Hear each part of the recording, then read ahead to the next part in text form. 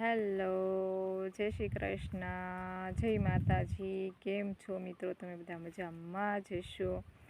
તો આપણે આવી ગયા છીએ વાડીએ, કારણ કે સિંગમાં પાણી ચાલી રહ્યું છે.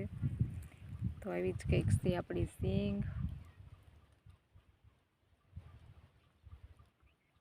સિંગમાં આવું જ કંઈક ચાલી રહ્યું છે પાણી. અને આ છે અમારી બાજુમાં રેલગાડીનો પાટો, કારણ કે અમારું ખેતર રેલની બાજુમાં જ છે, એટલે ત્યાં ટ્રેન નીકળે છે.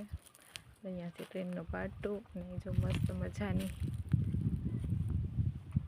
ઢોર સરી રહ્યા છે, ગાયોને, કારણ કે હવે તો ઘાસ પણ થઈ રહ્યું છે, કારણ કે તાપ જ એટલો પડે છે તો ઘાસ પણ સુકાઈ ગયું છે. પણ શું કરે, પેટ ભરવા માટે મોઢા મારીને જો ગાયો સરી રહી છે. થોડાક દિવસનો જે ઘાસ છે એટલે ઢોરને વાંધો નથી, પછી બિચારા ઢોરને પણ પેટ ભરવા માટે વલખા કરવા પડશે. તો આવું જ કંઈક છે બધાનું જીવન.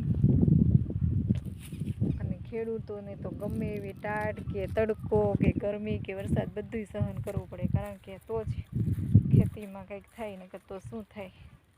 અને તડકો પણ એટલો પડે છે કે જાણે સૂર્યનારાયણ એકદમ ગુચ્છે થઈ ગયો, કેમ ધગધગી જાય એટલો તાપ પડે છે, એટલે ક્યાંય ઊભું નથી રહેવાતું.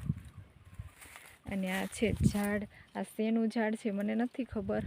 જો તમને કોઈ મિત્રોને ખબર હોય તો કોમેન્ટ કરીને કહેજો, કારણ કે આ ઝાડ તે દિવસનું છે જ્યારે હું સ્કૂલમાં ભણતી, ત્યાંથી સ્કૂલમાંથી રોપડો મળ્યો હતો ને તે દિવસનું આ ઝાડ છે. પણ દર વર્ષે અહીંયા પાણી ન મળે એટલે ઉનાળામાં સુકાઈ જાય છે, પણ આ વર્ષે મોટું થઈ ગયું છે. એટલે શેનું ઝાડ છે, જે મિત્રોને ખબર હોય કોમેન્ટ કરીને કહેજો.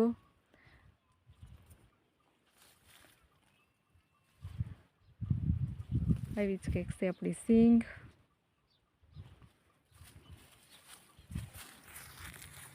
તો આવા નવા આપણા બ્લોગ જોવા માટે આપણી ચેનલને લાઈક કરજો, શેર કરજો અને સબસ્ક્રાઈબ કરજો. કાલે મળશું નવા બ્લોગમાં. ત્યાં લગી બાય બાય.